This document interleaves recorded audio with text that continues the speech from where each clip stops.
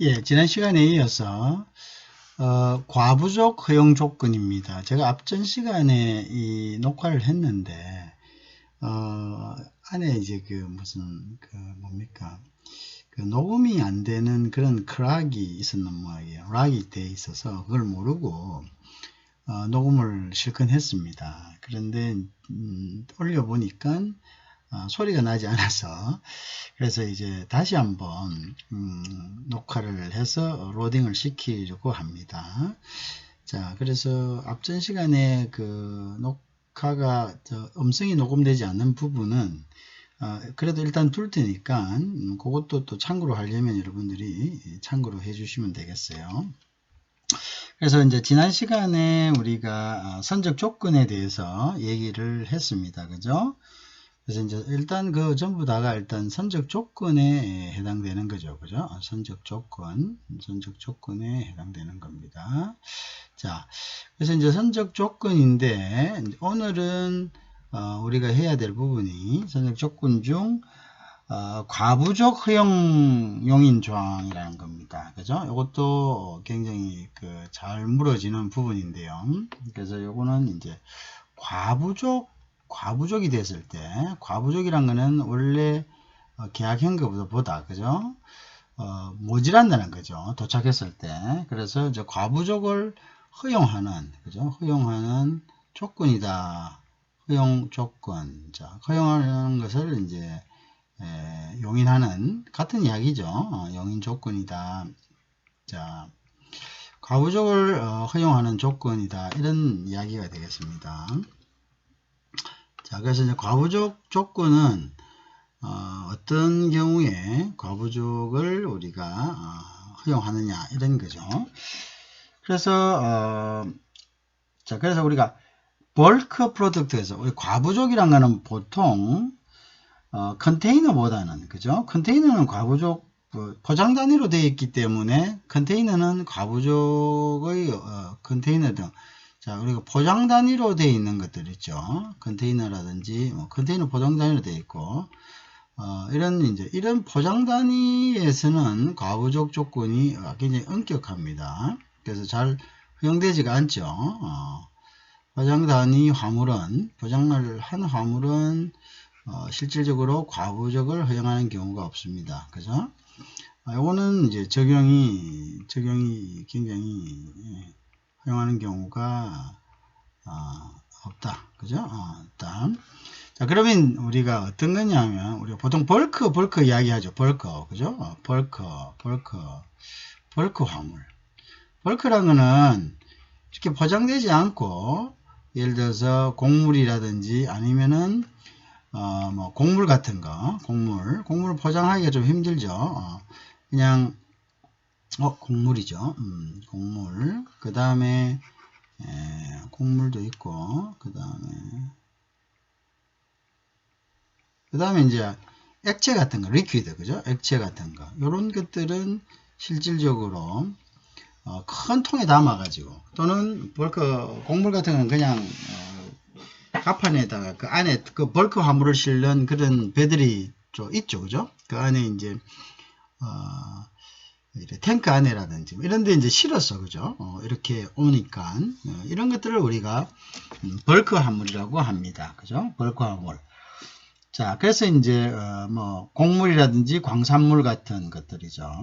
그 다음에 이제 유류 같은 것들, 그죠? 액체, 또 유류. 자, 왜 이러냐? 유류 같은 거. 유류 같은 거는 오다가 우리가 휘발합니다. 휘발한다는 거는 스스로 정발하죠. 유류 같은 거. 스스로 정발해요. 그러니까 정발하니까 이게 이제 정발하죠. 그죠? 정발하고 그 다음에 이제 곡물 같은 것도 보면은 일단은 뭐 바람 같은데 이런 데서 이제 날려서 이제 소실이 되죠. 소실이 됩니다. 우리 보통 고속도로 같은데 곡물을 운반하는 차들을 보면은 막 바람에 날려가면서 곡물이 우리가 이제 운전을 하고 가면은 막 이렇게 날려서 위험하기도 하죠. 그죠? 그런 경우죠. 그런 것들을 우리가 보통 이야기합니다. 그래서 이러한 것들은 정발하거나 소실하기 때문에 과부족 현상이 생길 수가 있다. 그죠? 이해가 되시죠? 이런 것들은 우리가 과부족 현상이 생길 수가 있겠죠. 그죠? 과부족 현상이 얼마든지 생길 수가 있다. 이거는 이제 소실되기 때문에, 그죠? 소실되고 또는 증발하기 때문에 과부족 현상이 생길 수가 있다. 이런, 자, 이러한 것들에 대해서는, 어느 정도의 과부족이 일어났다 해서 신용장 자체를 거부할 수는 없겠죠. 정확하게 그게 안 되니까요. 정확하게 운반이 안 되니까요. 그죠? 그래서 이제 그런 것들을 우리가 한번 배워보자 이거죠. 그죠? 그래서 신용장이 만약에 포장 단위 또는 개수로 수량을 명기하지 아니하고, 그죠? 그 다음에 또 뭐냐면 신용장 금액을 초과하지 아니하는 경우에는 물품 수량이 5%를 초과하지 아니하는 과부족은 허용됩니다. 아까 이야기했죠? 몇 프로? 5%. 5%가 모자란다. 5% 모자란 것이 요거는 허용된다. 과부족 허용된다. 어느 경우에 신용장에서 그냥 무조건 허용되는 건 아닙니다. 5% 과용은 기본적으로 5%는 이게 뭐 신용장에 있든 없든 간에 요게 신용장의 포장 단위가 개수하고 수량으로 표기되어 있으면 안 됩니다. 그죠? 그거는 딱 못 박았기 때문에, 그죠? 그 다음에 또 이제 우리가 환원 발행 총액이 신용장 금액을 초과해서도 안 되죠. 그죠? 초과해서도 안 된다. 자, 그런 경우에는 우리가 물품 수량이 5%를 초과하지 아니하는 과부족은 허용된다. 이렇게 되겠습니다. 무슨 알겠죠? 자, 요거는 신용장에 명기를 하든 안 하든 간에 요거는 허용이 된다. 이런 얘기가 되겠습니다. 다시 신용장이 단위, 즉 단위가 개수나 수량으로 명기되어 있으면 안 됩니다. 일단은 개수나 수량으로 명기되어 있지 않고, 그죠? 그러면 뭐 킬로그램이나 뭐 이런 무게로 명기가 되어 있겠죠, 그죠? 않고, 그 다음에 포장 단위로 되어 있으면 안 됩니다. 특정한 포장 단위로 이렇게 되어 있으면 그거는 모자라면 과부족을 허용하지 않습니다. 그 다음에 발행 총액이 신용장 금액을 초과하지 아니하는 경우에는, 그죠? 물품 수량이 5%를 초과하지 아니한 과부족은 허용된다 해서 이게 이제 UCP 600에 이렇게 되어 있습니다. 자, 신용장 통일 규칙, 그죠? UCP 600에 이렇게 되어 있습니다. 자, UCP 600에 5% 과부족은 허용된다라고 해서 30조에 그렇게 명기가 되어 있다는 것을 여러분들이 좀 아시기 바랍니다. 자, 그래서 이제 보통 이제 과부족 허용 조건 문항을 우리가 한번 보면요. 보통 이제 과부족 허용 문항은 이제 어떤 식으로 나타냈냐. 자, more or less라는 말을 씁니다. more or less. 좀 많거나, 그죠? more 또는 조금 모자라거나. 자, 이때 이제 less. 자, 요걸 갖다 이제 과부족이라 해서 요걸 따가지고 보통 과부족 조항을 ML 조항이다. 이렇게 이야기합니다. ML 조항. 그죠? ML clause. 자, 이렇게 얘기를 합니다. 요걸 우리가 이제 과부족 조항이다. 그죠? 과부족 조항이다. 이렇게 보죠. 그죠?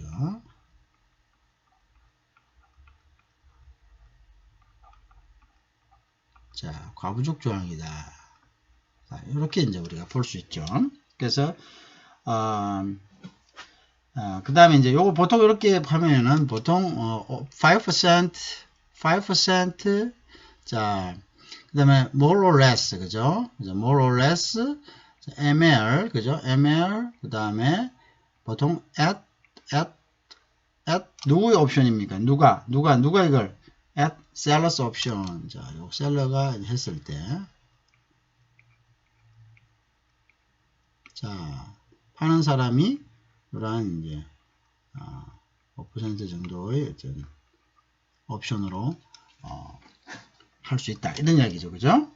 그래서 그래서 이제 5% 과부족은 매도인의 임의 선택으로 한다. 좀 더 하거나 좀 더 낮게 하거나. 요거는 그러니까 이제 요 안에서는 요거는 이제 셀러가 옵션으로 임의 선택을 했기 때문에 요거 이제 옵션이라는 것은 임의 선택이라는 뜻입니다. 임의 선택. 그래서 임의 선택으로 할 수 있다.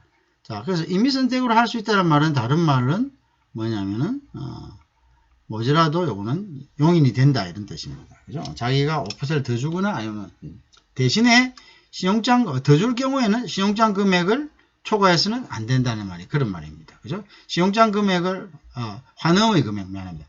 환음의 금액을 초과해서는 안 된다. 5%가 허용이 되지만 그죠? 그런 이제 내용이 되겠죠. 자, 그래서 이제 그런 부분들을 우리가 잘 조건은 그렇습니다. 포장 단위로 돼서는 안 되고, 여기 이제 포장 단위가 개수로 됐으면 안 됩니다. 개수로 되면은 안 됩니다. 포장 단위가 개수는 안 됩니다. 그죠? 개수로 표기되어 있어서는 안 된다. 그죠? 자, 포장 단위가 개수로 표기되어서는 안 된다. 자, 그런 것들을 우리가 잘 알아야 됩니다. 그죠? 개수로 있는 건 엄격하게 그 개수가 지켜져야 되는 거죠. 그죠? 포장 단위는 개수는 안 된다. 그렇게 되죠. 자,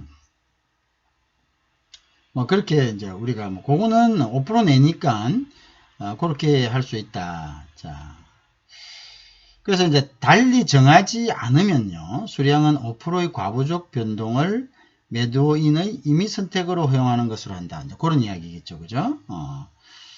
자, 그 다음에 이제 이거는 과부족 조항이다라는 것만 알아놓으면 됩니다. 그래서 보통 영어로는 quantity unless otherwise, unless otherwise는 따로 정하지 않으면 이런 뜻이죠, 그죠? 그래서 unless otherwise. 그럼 한번 써볼까요? 보통은 이제 우리가 과부족 조항은 quantity죠. 자, quality가 아니라 quantity. 그 다음에 자, quantity. 자, 여기에 대해서 이제 어떻게 하냐? 자, unless otherwise, 그죠?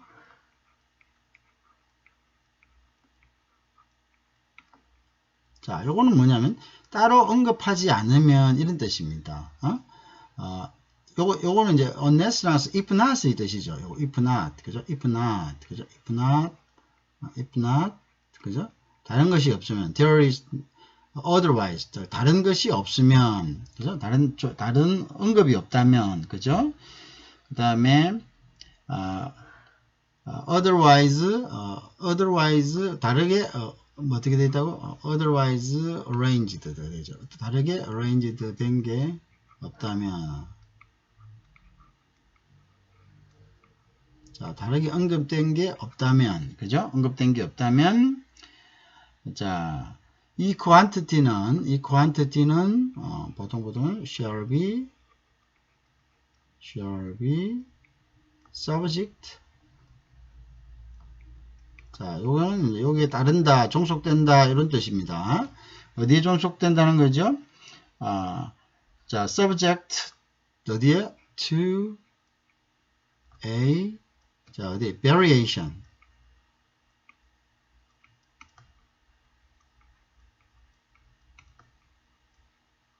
자, 어떤 variation of 5%. 그죠? 자, 5%. 자, 5% plus or minus. 그죠? plus. 자, 더 주든지. 자, plus or minus.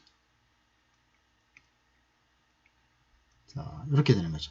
요게 이제 과부적이죠. more or less라는 말도 써도 되죠.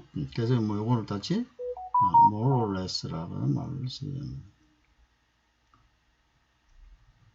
more or less. 자, 요것도 이제 같은 의미가 되는 겁니다. more or less. 자, 그래서 이제 신용장 통일 규칙에서는, 자, 무슨 말인지 알겠죠? 이렇게 쏘면은 이렇게 구별할 수 있다. 그죠? 이렇게 할 수 있다. 이게 과부족 조항이다라는 것만 여러분들이 일단은 알고 있으면 좋습니다. 그죠? 이런 것들을 자주 묻습니다. 뭐냐 이렇게 묻죠. 자, 그래서 이제 이거는 과부적 조항이다. 그 다음에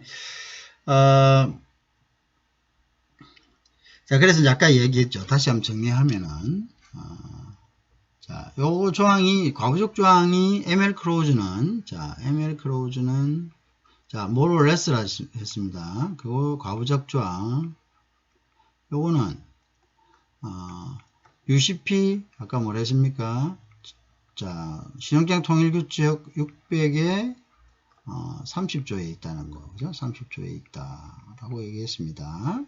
자, 그 다음에 이제 요거는 요 과부적 조항은 우리가 알아야 될 부분이 일단 그렇고요. 두 번째 부분은 이제 어떤 부분이냐면은 요거는 이제 그런 부분들이 있죠. 여기 이제 신용장 규정이 없으면, 신용장이 규정되어 있으면, 않으면, 그죠? 신용장에, 자, 규정되어 있지 않으면,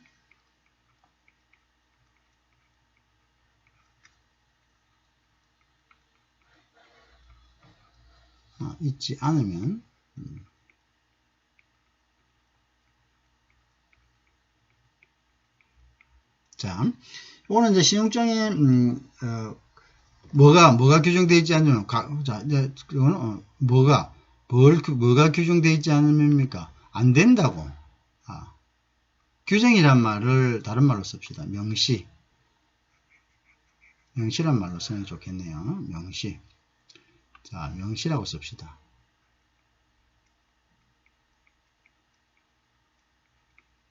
자, 뭐가 명시됐나? 안 된다고. 과부적 불허용. 과부적 불허. 자, 과부적 안 된다라고 명시되어 있지 않는 한, 않으면, 않는 한. 자, 않으면 뭐, 않는 한. 가능하다는 거죠. 않는 한.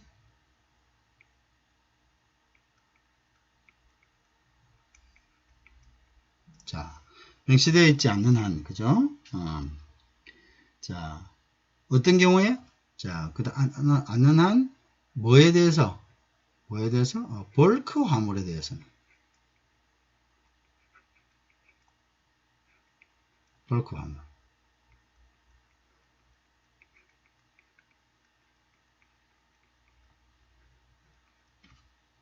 자, 거기에 대해서는 허용한다.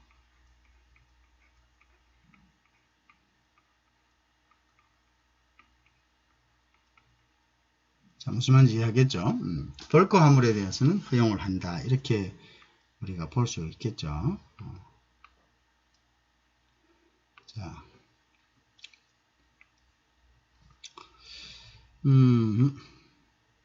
이해하시겠죠? 자, 벌크 화물에 대해서는 이제 벌크 화물이다. 벌크 화물에 대해서는 인정을 한다. 이렇게 되어 있습니다. 그래서 아까 얘기했죠. 만약에 수량이 포장 단위인데,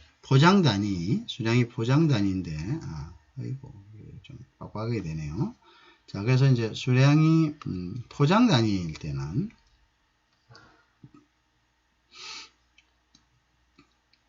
그래서 수량이 포장 단위는 이제 포장 단위로 되어 있을 때는 안 되죠. 포장 단위로 되어 있을 때는 포장 단위 화물. 자, 이건 안 됩니다. 자, 포장 단위 화물 또는 개별 화물 또는 개별 화물 개수. 개별 화물의 개수.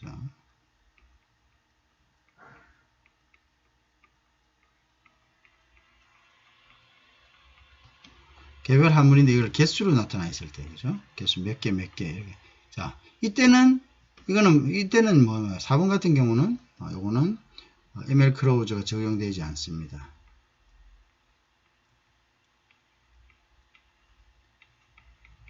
적용이 불가합니다. 그래서 안 된다는 거죠. 자, 이 부분은 여러분들 아시면 됩니다. 그죠? 자, 그 다음에 이제 그 중에서 이제 보통, 우리가 신용장은 이러한 것들을 적을 수 있는 조건들이 있죠. 그죠? 조건들이 있는데, 우리가, 거의 같지만, 신용장과 그 절차가 같지만, 그래서 은행이 보증하지 않는 추심 같은 경우, 추심의 방법. 그죠? DA나, DPS는, 뭐 신청을 하고 이런 게 아니죠. 그죠? 단지 환원만 돌리는 거니까. 여기에서는 결국 ML 규정이 없습니다. 이게 적시가 안 됩니다. 명시 불가능합니다. 이런 데는 명시할 데가 없죠. 명시 불가능하기 때문에 자, 여기 이제 DA나 DP 나중에 배우게 되지만 요거는 우리가 뭐냐면 document against acceptance, 그 다음에 document against payment라는 겁니다. 요거는 사실 추심 방법입니다. 추심 방법이 신용장 방법이 아닙니다. 근데 왜 이제 이런 단지 신용장을 발행하지 않는다는 것 뿐이지 절차는 신용장과 거의 비슷합니다만은 이거는 이제 추심 방법인데요. 그러니까 추심 방법은 말 그대로 환음을 이용해서 결제를 하는 거기 때문에 여기에서는 사용할 수가 없습니다. 이거는 correction 방법이기 때문에 이제 추심을 영어로는 correction이라 합니다. 자, 이 방법에서는 요거는 사용이 불가능합니다. 아시겠죠? 자, 추심에서는 불가능하고 그 다음에 예를 들어서 이제 그러면 요 때는 어떻게 하느냐? 신용장을 열지 않으니까 요거는 이제 계약서에다가 명시를 해야 된다. 계약서. 계약서에 별도로 명시. 자, 요거는 신용장 방법이 아니기 때문에 계약서에 명시해야지만 이제 요걸 다툴 수 있는 거고. 그 다음에 신용장에서는 ML을 허용할 거다 안 할 거다는 신용장 통일 규칙에 의해서 해석이 되기 때문에 그걸 쓰지 않으면 한 5% 내에서 그죠? 특별하게 이제 그 부분에 대해서 신용장에서 언급하지 아니하면 뭐 제한하는 것, 즉 ML은 안 된다, 과부족은 용인하지 않는다라고 하지 않는 한은 벌크 화물에 대해서는 벌크 화물이라는 걸 명심해야 됩니다. 컨테이너나 어떤 개수 단위 포장 화물에서는 안 됩니다. 그래서 벌크 단위에서는 요거는 어느 정도 벌크 화물에서는 요거는 이제 한 5% 정도 용인한다. 자, 그런데 이제 신용장에 예를 들어서 뭐 about이라든지 about 또는 approximately라든지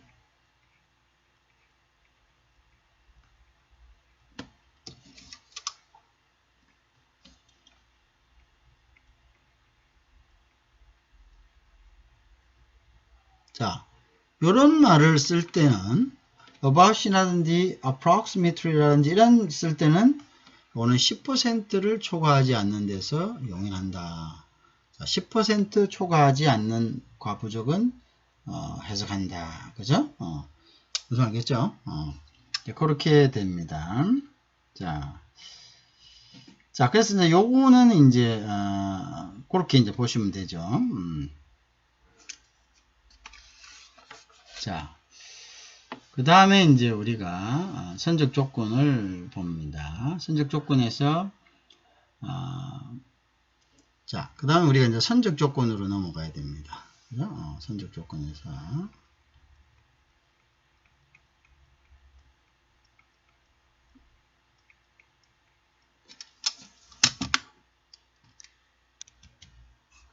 자, 이제 선적 조건 보면 우리가 선적 조건은요, 이제 이런 부분들을 계속 볼 수가 있어요. 자, 선적 조건에서는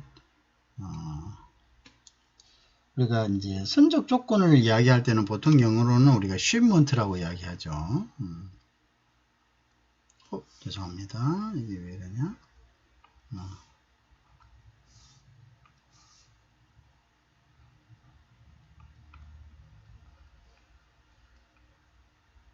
자, 이 shipment인데요. 선적 조건은 이 shipment는 단지 보딩만을 이야기하는 것은 아닙니다. 자, 그래서 이제 보통 그 보딩은 본선 적재, 그죠? 본선 적재. 자, 우리가 본선 적재가 보통 우리가 shipping이라고 합니다. 그죠? 본선 적재. 그래서 이건 이제 본선 적재는 loading on board죠. 그죠? loading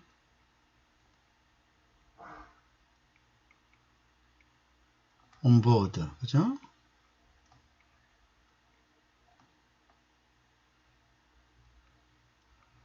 자, 여기 이제 로딩 온 보드만을, 보드는 갑판을 이야기하니까 갑판에 올려놓는 본선 적재만을 의미하는 것은 아니다. 그럼 어떤 것이냐?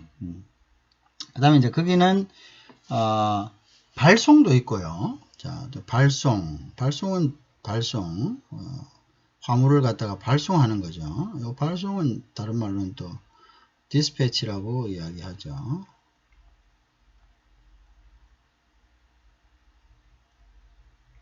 자, 발송도 있고, 그 다음에 또 어떤 것이 있습니까? 또 인수도 있죠. 인수, 그 다음 인수. 그러면 보통 이제 인수는 accept라는 말 쓰죠. 그죠? 그래서 이제 요게 이제 보통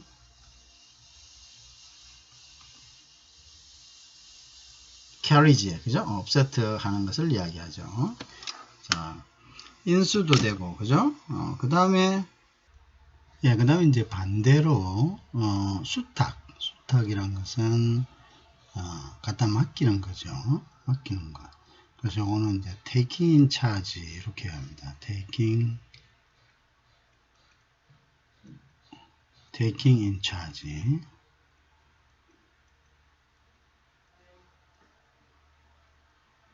자, 그 다음에 우편물을, 받는 것, 그죠? 그래서 이제 우편물을 받는 거를 우리가 우편물 수령일, 그죠? 그 다음에 우편물 수령일도 되고, 그죠? 그 다음에 접수일 같은 거, 그런 것도 되죠. 그래서 이제 수령일은 date of first receipt가 되고, 자, 수령일.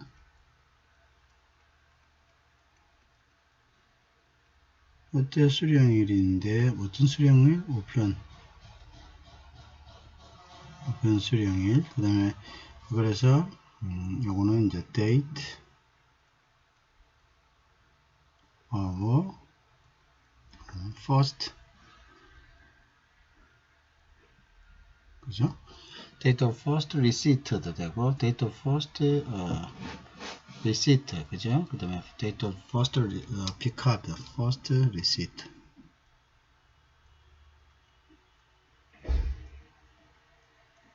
그 다음에 우편물, 자, 수령일도 되고, 이제 우편을 수거해 가는 거, 이제 우편물을 픽업해 가는 거, 그죠? 그걸 우리가 이제 접수일이라 그러죠. 우편 접수일. 뭐 거의 비슷하지만,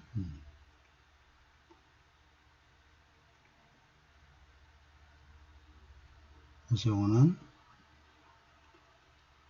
데이터 오브, 다른 말로 픽업이라고 합니다. 픽업.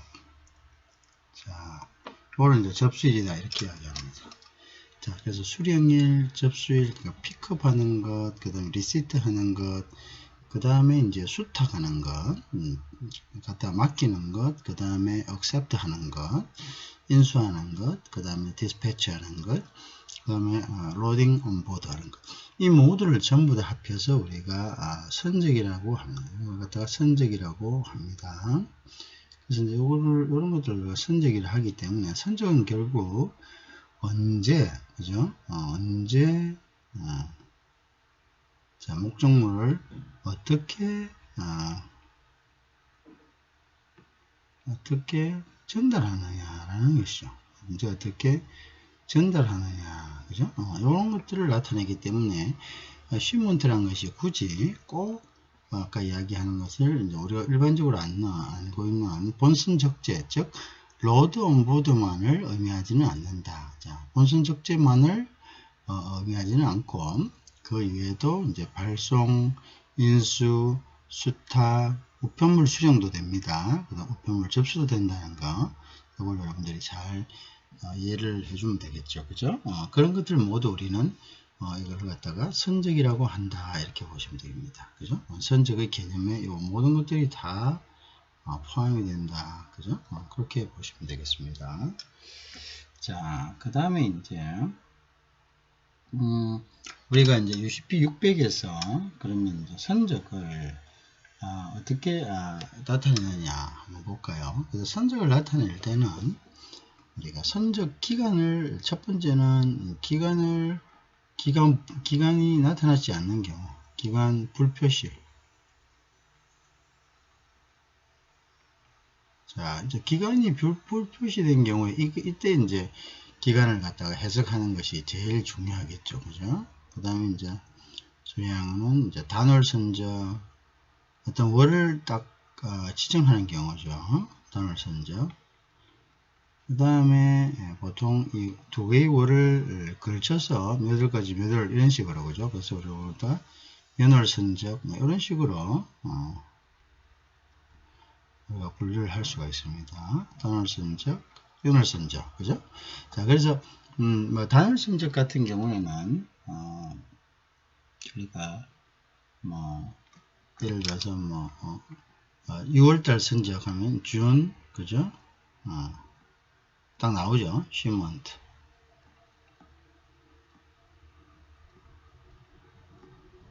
그죠? 이런 식으로. September shipment.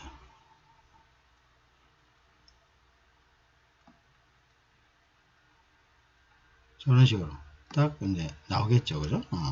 연월 선적이라는 것은 두 개의 열에 거쳐서 선적을 하는 경우죠. 이제 보통 이제 뭐 그래서 June and July 이런 식으로 June and July 이런 식으로 나타날 수 있겠죠. 뭐 June and July 이렇게 이런 식으로 요 기간에 걸쳐서 선적하면 된다. 이런 식으로 표시가 되겠죠. 자, 그죠? 이제 기간이 불표시된 경우 이제 요것을 우리가 어떻게 기산점을 어떻게 해석하느냐 이제 이런 것들이 중요하겠죠. 그죠? 그래서 이제 뭐 예를 들어서 뭐 예를 든다면 within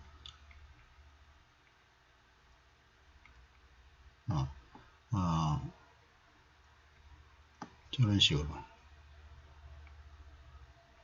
자 20일 이내에 20일 이내에 within 20 days 이렇게 되어 있을 때 20일 이내를 시작하는 기점, 그죠? 기점이 어디느냐 이런 것들이 나중에 이제 뭐 기점 자, 기산점이라 하죠.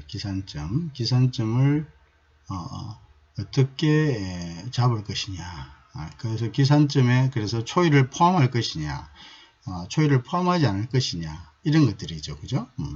자, 그런 것들의 이제 해석이 기간이 불표시된 경우에 우리가 중요한 거죠. 그래서 우리가 기간이 불표시된 경우에 어떻게 기산할 것인가, 기산점을 어떻게 잡을 것인가 하는 것들에 대한 이제 문제들이 물어지겠죠. 그죠? 자, 그래서 우리가 이제 UCP는 신용장 통일 규칙이라 했죠. 그죠?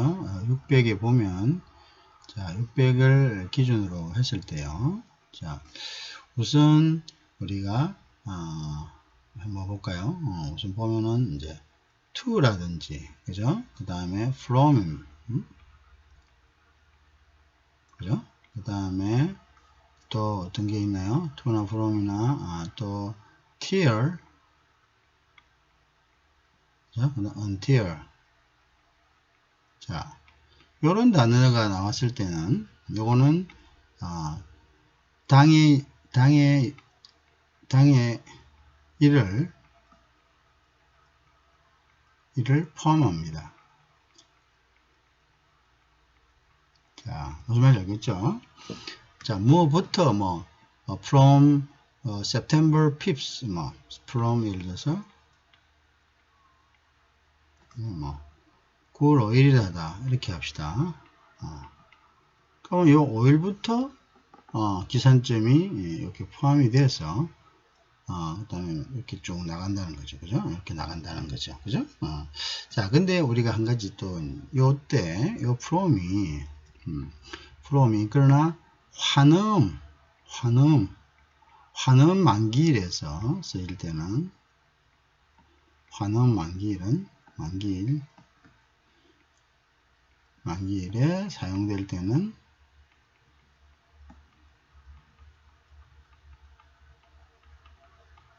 자, 그건 당해일을 포함하지 않습니다.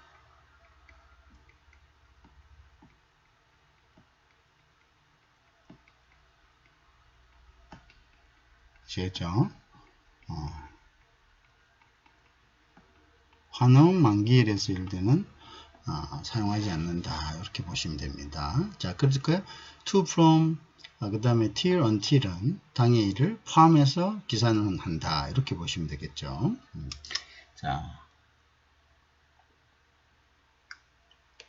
자, 그 다음에 이제 우리가 알고 있는 것 중에서 두 번째 보면은 많이 쓰는 것 중에요. 우리가 after라든지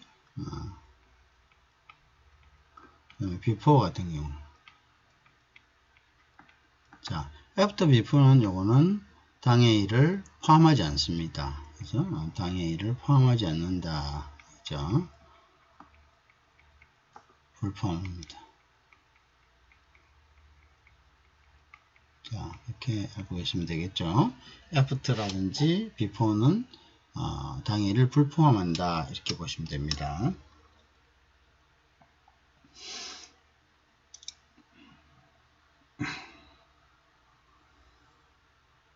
자, 그 다음에 이제 우리가 보면,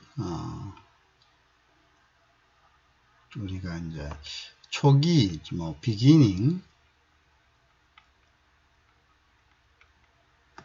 그 다음에, middle,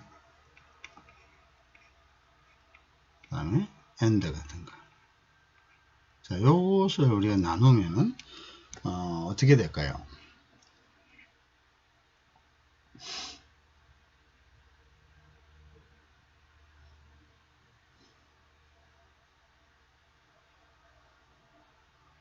자, 요거는 이제, beginning은 1일에서 10일, 그죠?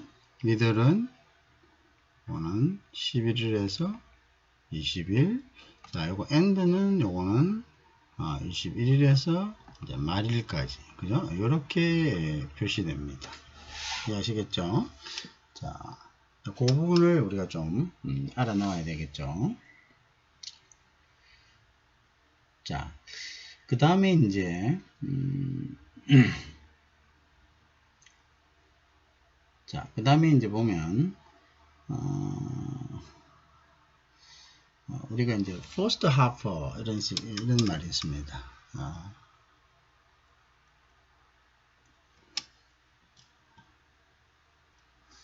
그러니까 이제 first half 또는 second half 이런 게 있는데요. first half, 그 다음에 second half.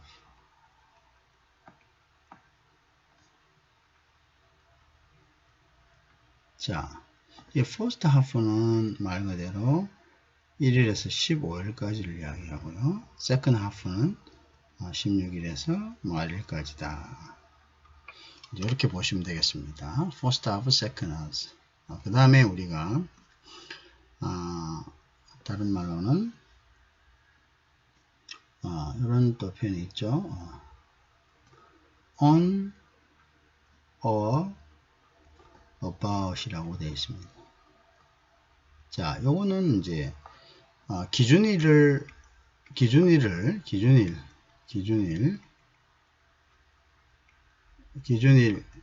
요거는 이제 당해일을 이야기하겠죠.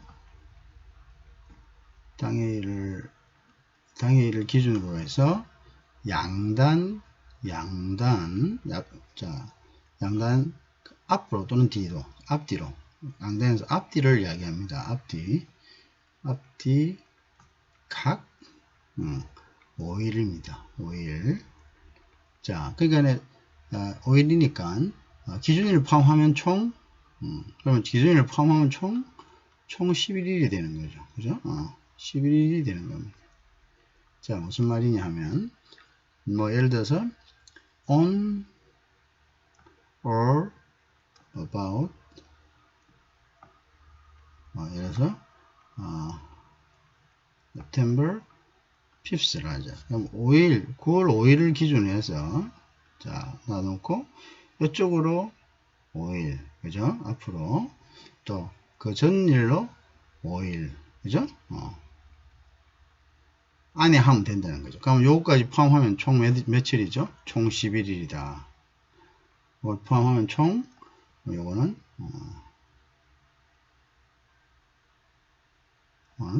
총,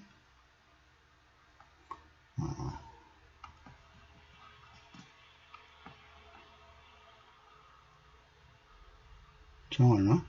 11일이다.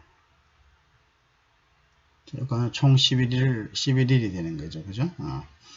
On or about September 5th니까 이건 총 11일이 되는 거죠. 그렇게 이제 표시를 하는 겁니다. 이해하시겠죠? 총 11일이다.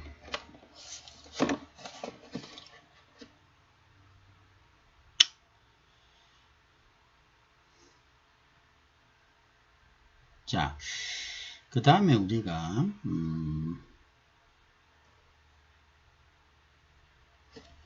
요거하고 비슷한 on or about 이라는 말이 있죠. 근데 이제 on or before 라는 말이 있습니다.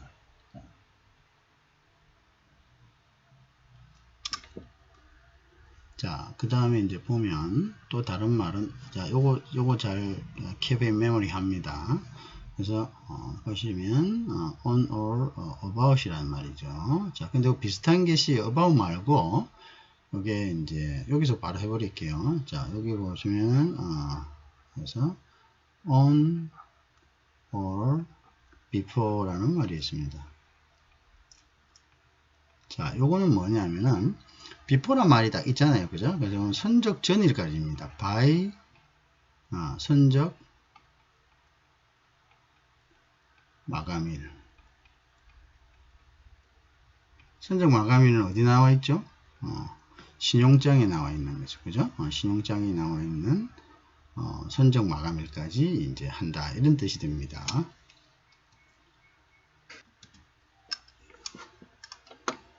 자, 그 부분은 뭘 의미하느냐 하면, 자, 그래서 이제 요거는 최종 선적일을 이야기합니다. 요거는 이제 저희 이야기는 선적 마감일이니까 요거는 최종 선적일을 이야기합니다. 최종 선적일.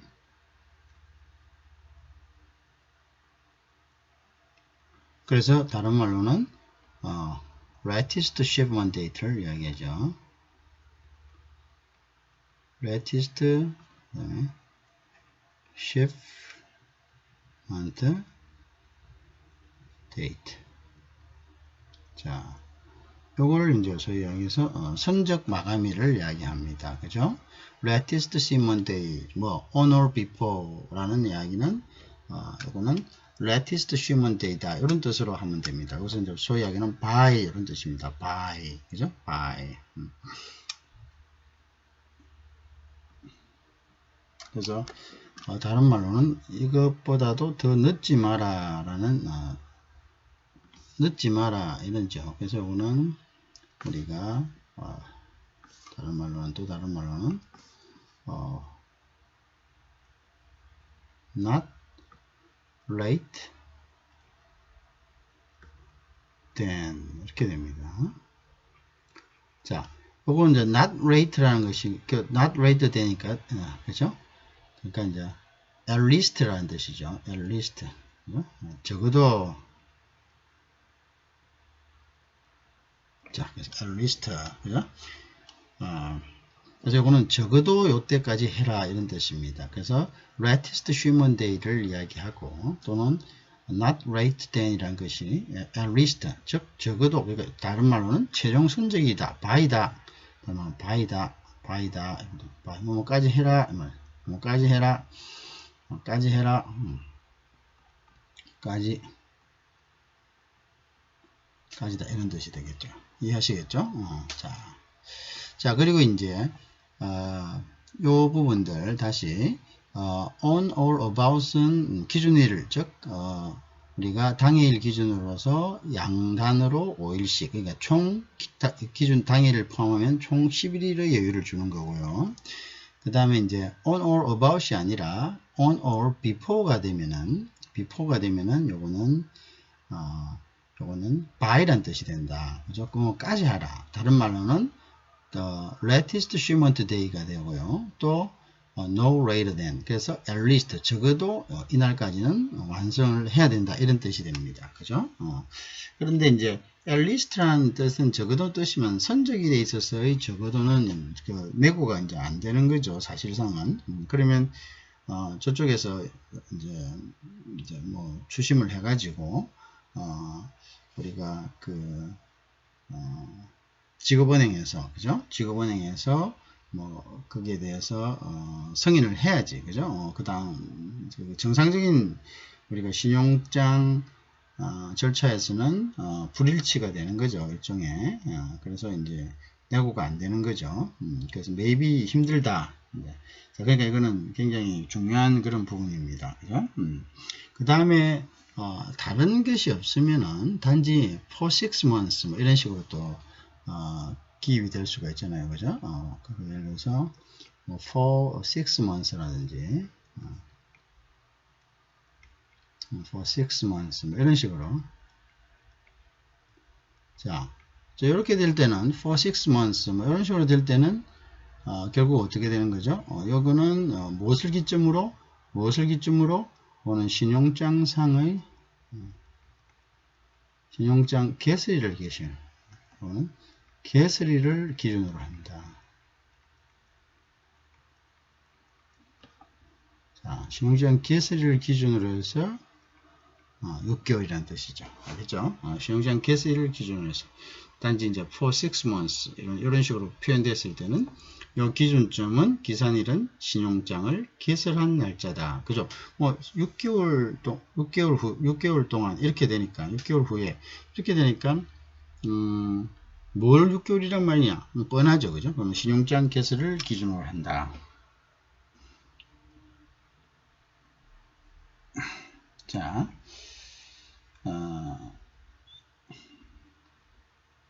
그 다음에 이제 우리가 이제 신용장에 보면 적시선적이란 이런 표현들이 있습니다. 적시 그렇게 해석이 되는 거죠. 적시선적이다. 자, 이 적시선적이란 이런 표현들이 있을 때는 이것은 무시됩니다. 이것은 맞출 필요가 없습니다. 그래서 예를 들어서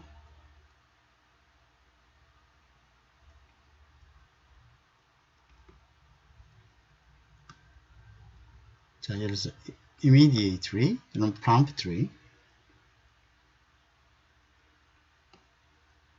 자, promptly, immediately 그 다음 우리가 잘 알고 있는 ASAP 그죠? as soon as possible 이런 이제 표현들이 있으면 이거는 이제 valid 하지 않습니다. 이런 요구 조건은 이거는 사실상 맞출 필요가 없다. 그죠? 이거는 이제 거부됩니다. 그죠? 자.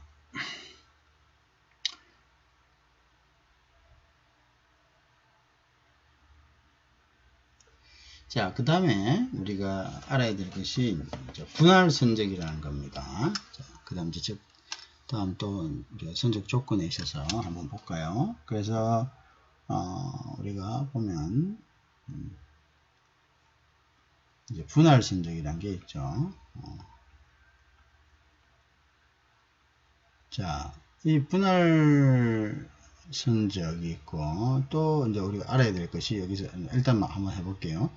그 다음에 뭐냐면은 환적이라는 게 있습니다. 환적 그 차이를 알아야 되는 거죠.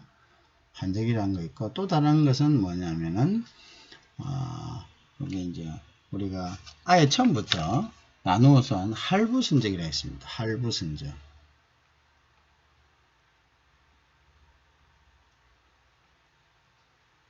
자, 할부선적이라는 게 있습니다. 자, 이것이 무엇을 의미하는지 우리가 알아야 되겠죠. 자, 분할 선적, 환적, 영어 표현이 우리가 여기서는 무역에서는 중요하죠. 그래서 우리가 이것도 이제 동시에 같이 영어 표현으로 묻는 경우도 많으니까요. 자, 파트죠, 파트. 그래서 파트인데 partial 이렇게 얘기합니다. partial shipment다. 자, partial shipment다. 이렇게 표현하고, 환적은 우리가 transshipment다. transshipment다.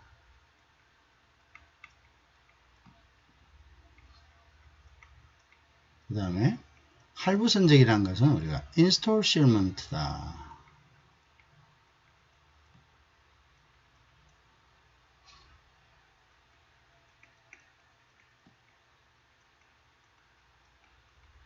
자, 이렇게 됩니다.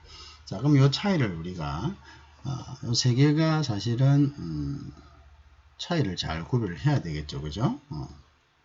자, 이거를 이렇게 두고 보면 우리가 분할 선적이라는 것을 먼저 보겠습니다. 그래서 분할 선적은 말 그대로 그러면 어떻게 하느냐? 자, 분할 선적은 보면은 첫째 이제 어떤 때 하느냐 하면요. 이거를 하나의 어떤 대상물을 나누어서 선적합니다. 나누어 선적한다. 근데 나누어 선적하는데 요거는 계약물을 이야기합니다. 한 개의 계약물을. 자, 나누어 선적을 하는데요. 그러면 이제 나누어 선적하는 이유는 뭐가 될까요? 왜 나누어 선적하겠습니까? 왜 나누어 선적합니까? 그래서 우리가 보면 첫째 이제 뭐 둘로 나누어도 되고 뭐 둘, 셋 이렇게 뭐 나누는 것은 제한이 없어. 둘, 그죠? 그죠? 근데 이제 둘 이상 최소한 최소한 둘 이상을 갖다가 둘 이상으로 나눠서 선적하는 거죠. 둘 이상으로 나누는 거죠. 보통 이제 이럴 경우에는 운송수단이 틀리거나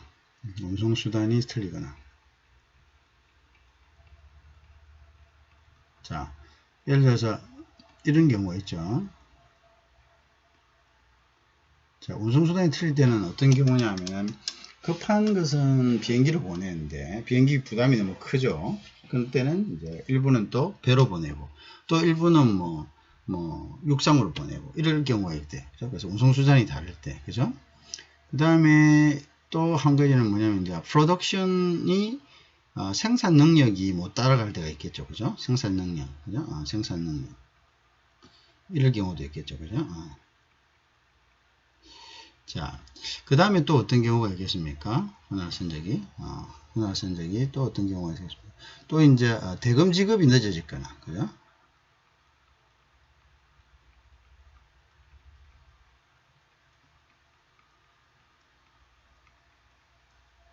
자, 그 다음에 이제 다시 대금 지급, 대금 지급이 늦어진, 그죠? 자, 뭐 이런 여러 가지 경우들이 있을 겁니다. 그죠? 자, 그런데 이제 이때는 이제 어떨 때 분할 선적이 가능하냐? 자, 가능은 그러면 이제 어떨 때 하냐 하면 일단 신용장에 금지 문연이 없어야 됩니다.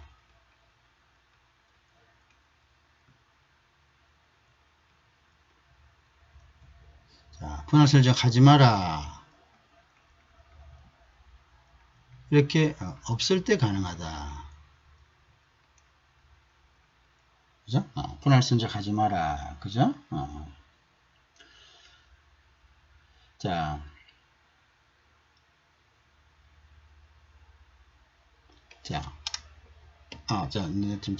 미안합니다. 이게 좀 헷갈렸네. 자, 분할 선적을, 자, 요거 다시 정정합니다. 다시 합니다.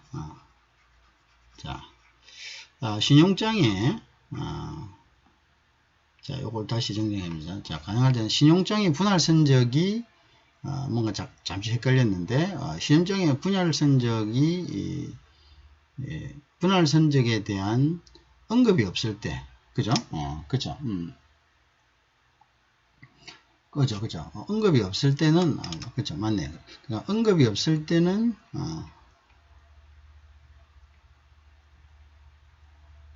언급이 없을 때 하지 못하는 게 있고, 할 수 있는 게 있습니다. 언급이 없을 때.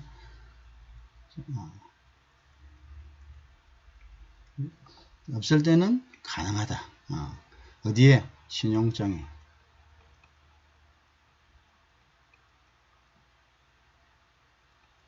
자, 그런데 신용장에 언급이 없어도 자, 신용장에 직접적으로 분할 선적이 되었는데 자, 두 번째입니다.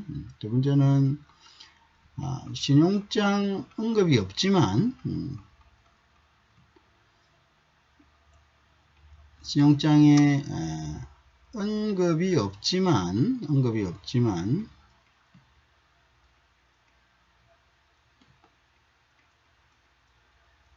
자, 언급이 없지만 대신에 예를 들어서 이제 그 선화증권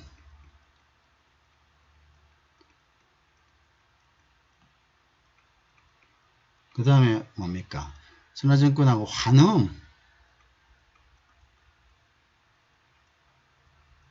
환음을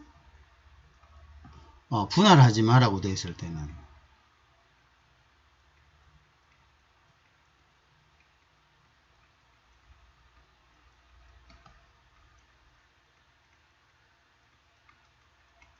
문헌이 있으면 이것은 똑같이 요거는 분할 선적 하지 마라 있으면 분할 선적이 안 됩니다. 그 분할 선적 하지 마라 말은 똑같습니다. 자, 무슨 말인지 이해하겠죠? 자, 왜 그러냐? 그래서 이제 선화증권이나 환음의 분할 발행을 금지한다는 이야기는 뭐냐면요. 결국 선화증권이란 것은 물건을 실은 만큼 선사해서 내용을 증명하는 거죠. 환음 역시 마찬가지죠. 선화증권을 기초로 합니다. 그죠? 선화증권의 가치만큼 발행을 하는 거죠. 그죠?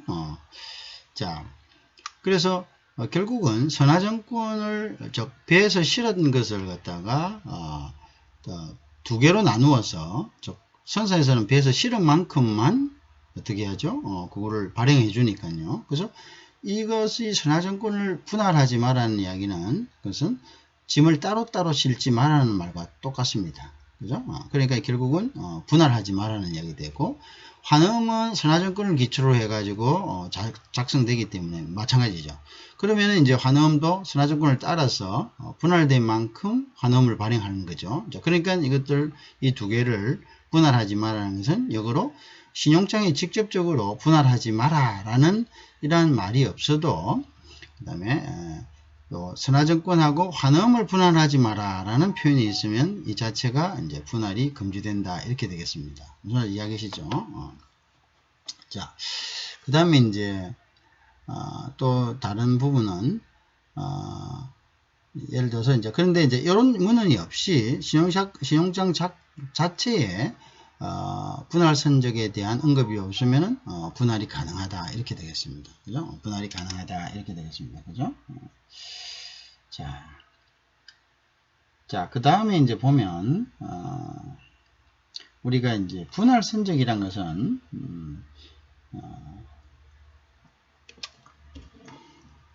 자, 그래서 이제 UCP에서의 분할 선적 다시 한번 정리해 봅니다.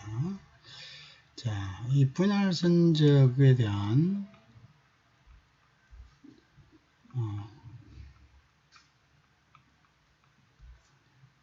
분할 선적에 대한 UCP 규정 중에 우리가 이제 알아야 될 게 있습니다. 자, 이 분할 선적이란 것이 결국은 일단 이제 우리가 그 두 번 이상을, 그죠? 두 번 이상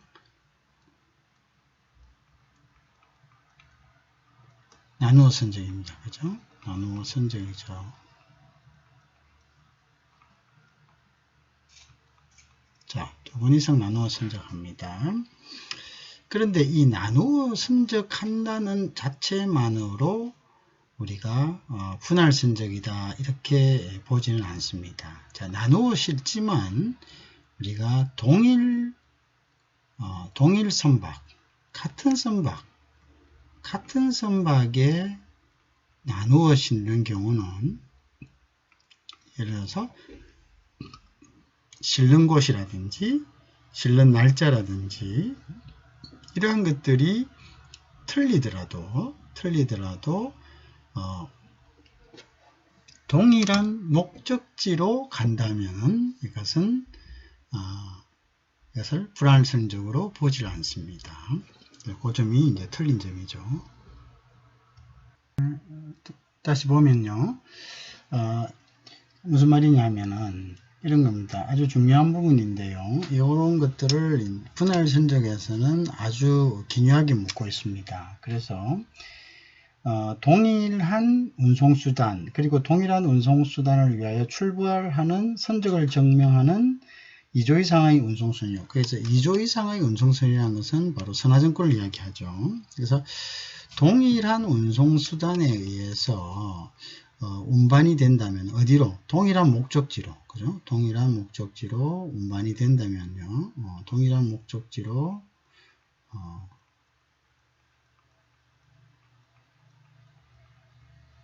자, 동일한 목적지로 운반이 된다면, 그죠? 운반이 된다면 결국은 이것이 이제 우리가 적재항이 다르고 적재항, 그죠? 적재항, 그 다음에 뭐 수탁지가 틀릴 수도 있겠죠, 그죠? 자, 수탁지, 그죠? 적재항, 수탁지, 그 다음에 이제 다른 시간이 다를 수도 있겠죠. 그래서 이제 시간이 달라도 선적일, 그죠? 그 다음에 선적항, 그 다음에 수탁지, 발송지 이런 것들이 틀리더라도, 그죠? 발송지 이런 것들이 다 틀리더라도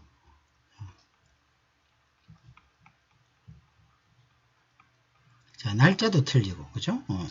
자, 틀리더라도 동일한 목적지로 만약에 운반된다면, 그죠? 동일한 목적지로 운반된다면 이것은 뭐로 보지 않는다? 분할 선적으로 보지 않는다는 거죠. 자, 그래서 동일한 선박에 의해서 운반된다면은 자, 시간이라든지 그 다음에 선적지라든지 이러한 것들이 다 틀리더라도 이것은 분할선적으로 보지 않는다. 굉장히 중요한 부분입니다. 그래서 분할선적으로 보지 않는다. 이것이 이제 핵심이 됩니다. 그래서 이거를 이제 헷갈리면 안 됩니다. 자, 선박이 동일할 때는 시간, 그 다음에 그걸 받은 장소, 그래서 뭐 인천항에서 실었던, 그 다음에 부산항에서 실었던, 예를 들어서 목적지가 같다면, 그죠? 목적지가 같다면, 동일 목적지라면 이거는 무엇으로 보지 않는다? 무엇은 분할으로 보지 않는다. 자, 그럼 이거는 분할이 아니다. 분할 선적이 아니다. 이렇게 봅니다.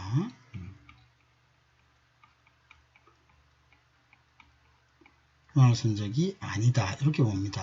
자, 그런데 이거하고 또 반대로 예를 들어서 동일한 선박이 아니라 다른 선박, 그죠? 다른 선박이든 어떤 거든 간에, 그죠? 다른 운송수단을 이야기하겠죠. 꼭 운송수단은 선박뿐만 아니라 어떤 다른 운송수단이겠죠, 그죠? 그래서 이제 다른 운송수단, 이건 이제 선박이라기보다는 동일 선박이라고 예를 들었지만 요거는 엄격하게 말하면 운송수단입니다. 그게 비행기든 선박이든 자동차든 간에 동일한 운송수단. 동일한 운송수단은 같은 종류라는 이야기가 아니고 같은 운송수단이라는 거죠. 그러면 배면 같은 배, 그 다음에 비행기면 같은 비행기, 자동차면 같은 자동차, 이런 걸 이야기하죠. 그래서 어쨌든 실어 나르는 운송수단이 똑같은 거라면은 이것은 시간이나 장소에 관계없이 분할 성적으로 보지 않는다라는 거죠. 반면에 운송수단이 다르다면은 이것은 적재항이 같고 수탁지 같고, 그 다음에 적재하는 날짜가 같고 또는 목적지가 같다 하더라도 이것은 뭐라 본다고? 이것은 바로 나누어 실은 게 되기 때문에 이거는 분할 선적이 된다, 이렇게 됩니다. 알겠죠? 분할 선적이 된다. 자, 요게 굉장히 그죠? 잘 물어지는 부분이기 때문에 여러분들 이 부분에 대해서 확실하게 해 놓습니다. 자, 그래서 그 다음에 이제 동일 선박에 되는 경우는 결국 여기 운송수류는 선화증권 같은 운송수류가 2개 2조가 발행되겠죠. 그죠? 그래도 상관없다. 운송수류 2조가 발행돼도 그죠? 2조가 발행돼도 요거는 상관이 없다. 이렇게 되는 거죠. 그죠?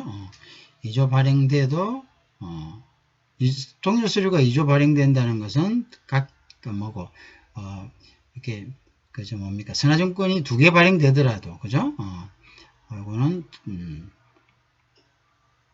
뭐라 된다고? 요거는 그게 되지 않습니다. 분할 선적이 되지 않고, 그러면 이제 2개가 발행됐을 때는 어떻게 하냐면 복수의 BL이 발행됐을 때는 뒤에 것, 그 다음 가장 늦은 선적 시기가 최종 선적 시기가 되는 겁니다. 가장 늦은 선적 시기가 선적일이 가장 늦은 선적일이 이게 최종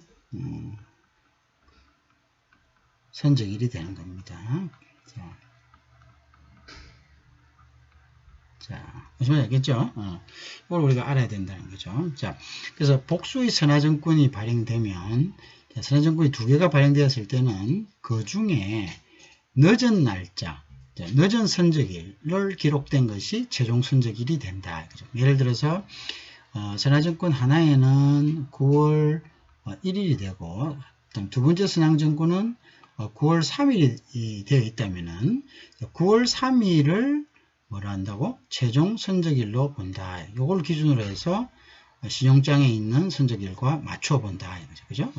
신용장에 만약에 9월 예를 들어서 3일로 되어 있다. 그죠? 9월 3일로 되어 있다. 그러면 복수의 선화증권에 9월 3일이 있다면은 요거는 최종 선적일을 어떻게 한다고? 놓친 것이 아니죠. 그죠? 경고한 것이 아니다. 이렇게 보는 거죠. 자, 그런데 한 개의 선화증권에 2개의 선적일자가 있다. 이렇게 됐을 때는 어떻게 하죠? 한 개의 선화증권에 2개의 선적일자가 있을 때는 빠른 날짜가 최종 선적일이 됩니다. 뒤에 거하고는 반대가 되겠죠. 이때는 빠른 날짜가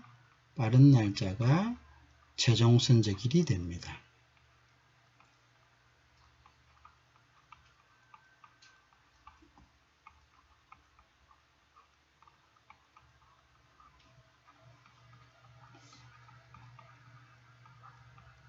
자, 그래서 우리가 이제 이번에 분할 선적에서는 아주 중요한 건데, 우리가 알아야 될 게 분할 선적에서는 분할 선적이라는 것은 2번 이상을 나누어서 선적하는 것을 분할 선적이라 한다.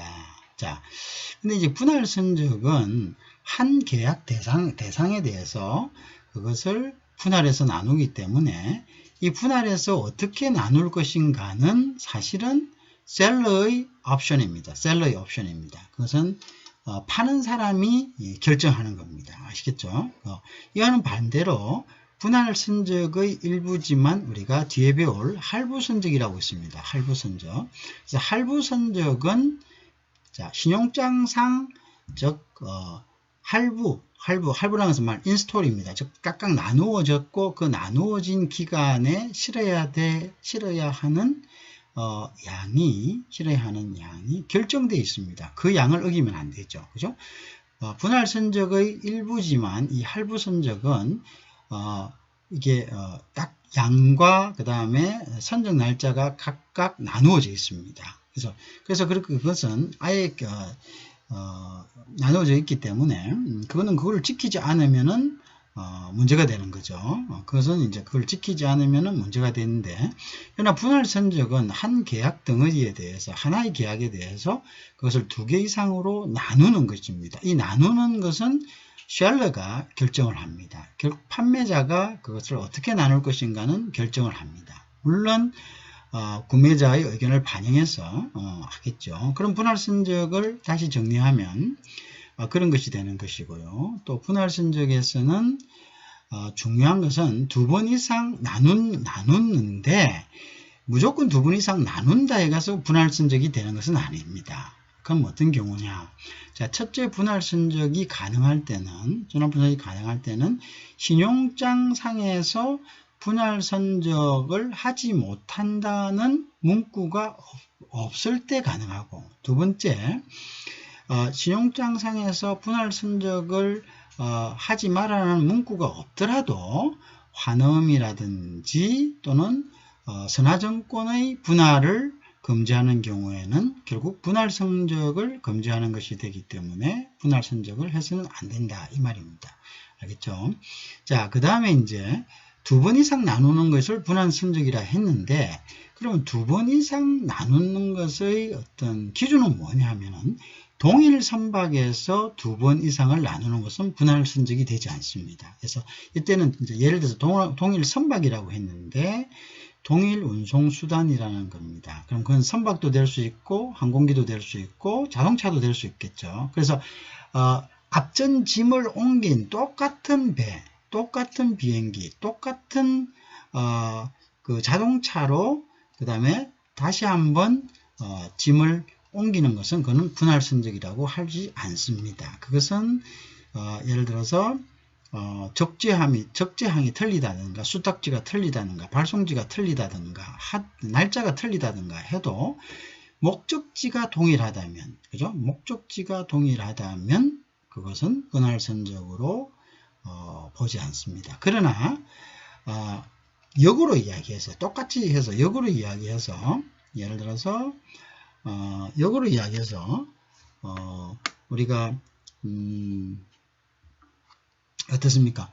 뭐 예를 들어서 동일한 적재항, 그다음에 동일한 날짜, 그다음에 동일한 목적지라도 같은 배가 아닌 다른 배 또는 다른 항공기, 그죠? 다른 운송수단에 의해서 그것이 옮겨진다면 그것은 분할 선적이라고 간주하는 것입니다.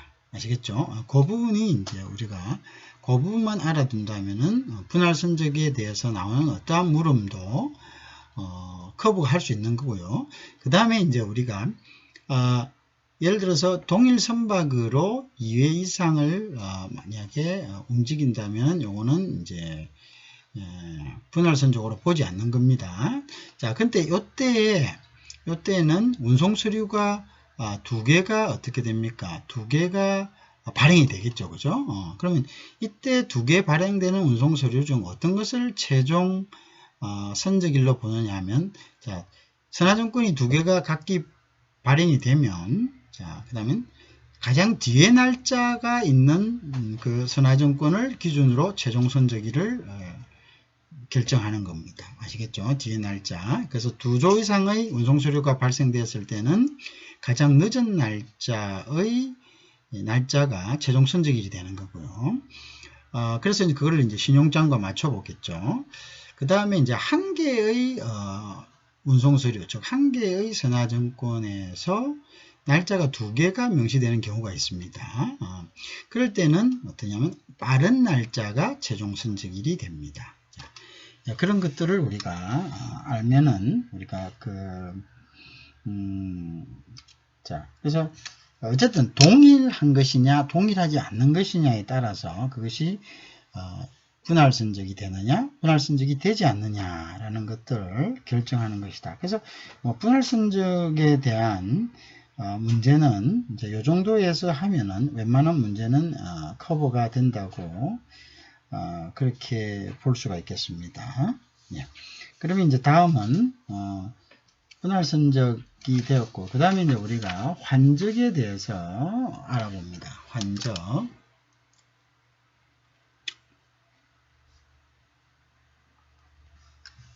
자, 그래서 이제 그 다음 그 이슈는 우리가 환적이라는 건데요. 자, 환적. 자, 이걸 다른 말로는 우리나라 말로는 이적이라고도 합니다. 이적이란 말도 쓰고 또 다른 영어 표현으로는 그래서 영어 표현은 무역의 상무론에서는 영어 표현을 우리 표현만큼 친숙하게 써야 됩니다. 왜냐하면은 물론 이제 무역 용어라는 그런 부분도 있지만 이렇게 어떤 것을 물을 때 한국말이 아닌 영어로 바로 물을 경우도 있습니다. 영어로 바로 묻습니다. 그래서 이제 그런 것들을 친숙하게 해놓지 않으면 안 되죠. 그래서 요거는 이제 영어로는 trans죠. transshipment다.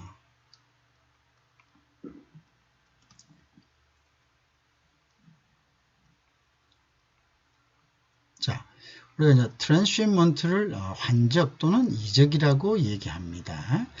자, 그러면 이제 transshipment 같은 경우는 보통 직항로가 없을 때, 그죠? 직항로가 없을 때,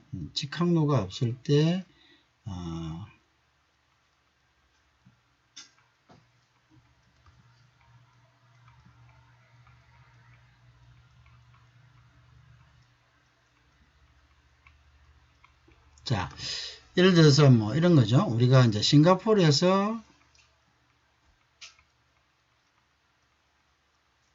부산까지 옵니다. 그죠?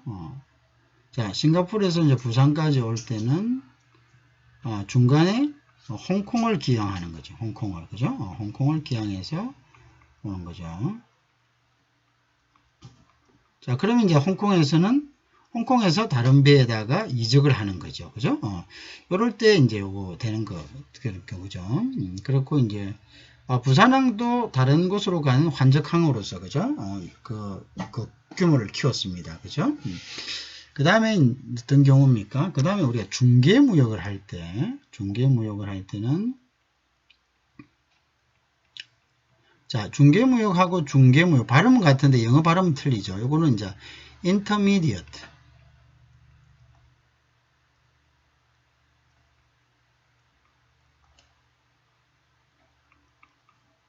자, intermediate trading을 할 때요. 자, 우리가 이제 intermediate trading하고 소위 하는 중개무역, 한국 발음은 같습니다. 그래서 merchandising trading하고의 차이는 물건에 대한 소유권이 이전되느냐, 이전되지 않고 단지 알선만 하느냐, 수수료만 받느냐, 이것의 차이입니다. 어쨌든 중개무역을 할 때는 소유권이 이전되는 무역입니다. 그래서 이것은 중간에 어디에 옵니까? 중간 지점의 어떤 그 보세구역에 와서 보수 작업을 하죠. 보수 작업을 할 수가 있습니다. 보수 작업이란 것은 일단 화물을 재포장하거나 본질적인 물건의 본질적인 성격을 변화시키지 않는 한도에서 하는 작업을 이야기하죠. 예를 든다면 우리가 벌크 화물이 왔다. 그죠?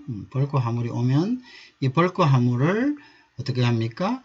일정한 예를 들어서 항구에서 보수 작업을 합니다. 보수 작업을 한다는 이야기는 이 벌크 화물 자체를 개개 포장 단위로 포장을 한다든가 포장을 바꾼다든가 뭐 이러한 것들이죠. 그 다음에 마킹을 한다든가 이러한 것들을 우리가 보수 작업이라고 합니다. 이러한 보수 작업을 하기 위해서 잠시 내리는 거죠. 예를 들어서 다른 항구로 가기 위해서 중국에서 우리나라 와서 보수 작업을 해서 그 다음에 미국으로 갈 경우에 그 다음에 그렇다면 이제 부산항에서 환적을 하게 되겠죠. 그죠?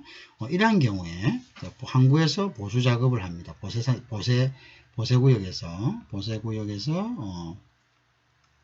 보수 작업을 하기 위해서 잠시 물건을 내리는 경우죠. 그죠? 그 다음에 이제 이렇게 다시 목적지로 갈 수가 있겠죠. 자, 이러한 경우도 우리가 뭐라면 결국 환적을 하는 거죠. 자, 그러면 이제 환적의 경우에는 무조건 환적이 가능하냐 이거죠.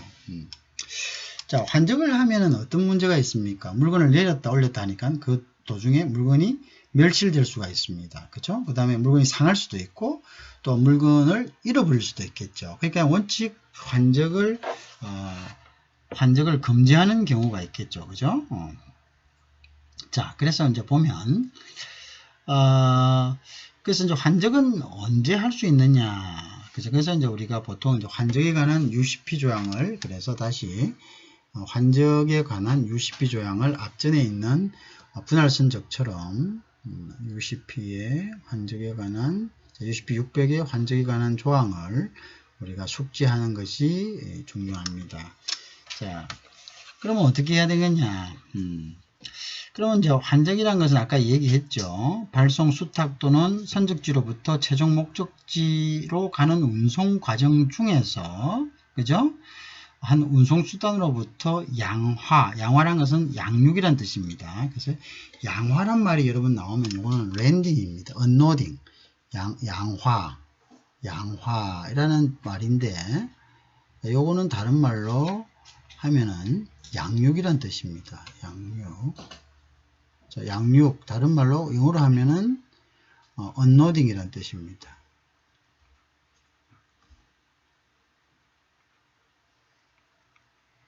자, 이거는 내리다는 뜻입니다. 그죠? 자, 이거 이제 분명히 이제 이거는 양화가 있어야 됩니다. 그다음에 양화를 해야 된다. 그죠? 그래서 양화를 하는 것을 이제 한다. 그죠?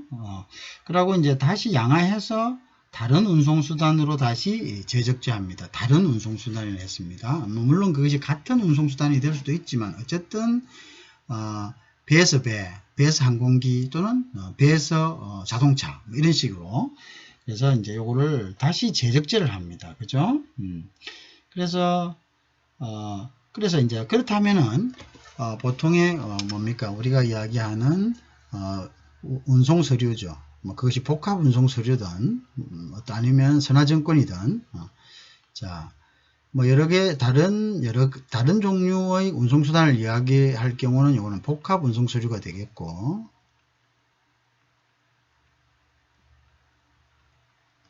복합 운송 서류가 되겠죠. 그렇지 않으면 같은 이제 운송수단일 경우는, 같은 종류의 운송수단일 경우는 이것은 선화증권이 되겠죠. 그죠? 선화증권이 되겠고, 어쨌든 이런 운송수단에, 자, 운송수단은 이게 환적할 수 있다라고 기입할 수 있습니다. 그래서 이거로 하면 환적할 수 있다라고 기입된 운송서류를 은행은 수리할 수 있다는 거죠. 왜? 자, 사정에 의해 가지고 배가 예를 들어서 태풍을 만나 가지고 긴급하게 어떤 항구에 기항할 수도 있겠죠. 그죠? 여러 가지 사정이 있을 수 있습니다. 그럴 때는 어떻게 합니까? 또 배에서 어떻게 짐을 일시 내리든지, 그죠? 긴급하게 내릴 수가 있습니다. 그죠? 그 다음에 또는 이제 배가 너무 무리가 된다 싶으면 다른 배로 또는 다른 운송수단으로 그것을 다시 옮겨갈 수도 있죠. 근데 이런 것들을 전혀 그럼 이렇게 안 된다 이렇게 하면 실질적으로 운송이 힘들겠죠. 그러니까 운송서류에서 환적할 수 있다라고 되어 있더라도 은행은 신용장을 내고 할 때 이러한 운송서류를 거부할 수 없습니다. 그래서 이러한 운송서류는 뭡니까? 환적할 수 있다라고 되어 있더라도 이러한 운송서류를 수리해야 된다 이런 이야기입니다. 그것이 신용장 통일규칙에 나와 있는 거죠. 자, 그런데 조건이 있습니다. 다만 이러한 전 운송은 동일한 운송서류에 의해서 커버돼야 된다. 하나의 운송서류, 즉 하나의 복합 운송정권이자 하나의 선어정권에 의해서 커버돼야 된다. 자, 좋다. 환적할 수 있다라는 조항은 좋다 이거죠. 그렇지만 이것이 동일한 운송서류로 되어야 된다. 동일한 운송서류로.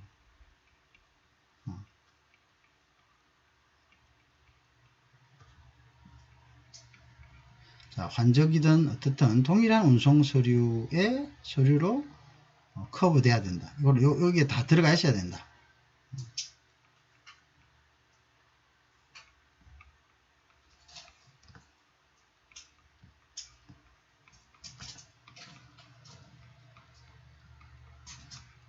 자, 이렇게 되는 거죠.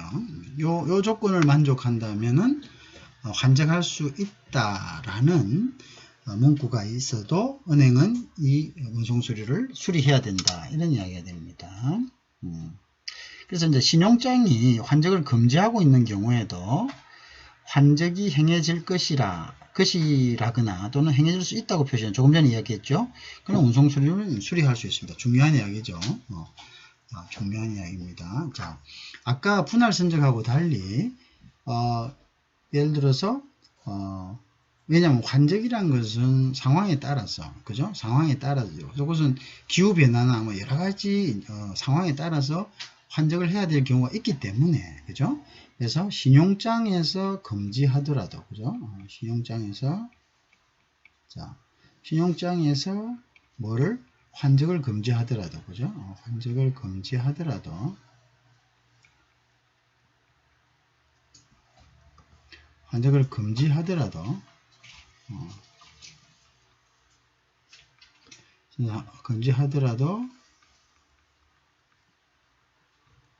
자, 은행은 환적할 수 있다라는, 그죠? 환적할 수 있다라는 이러한 이제 문구가 있는 한은 환적 문구가 있더라도 수리한다. 환적 문구가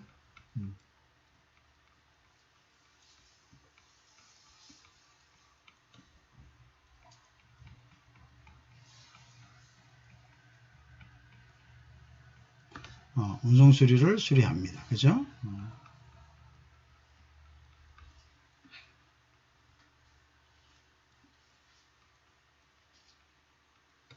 수리한다.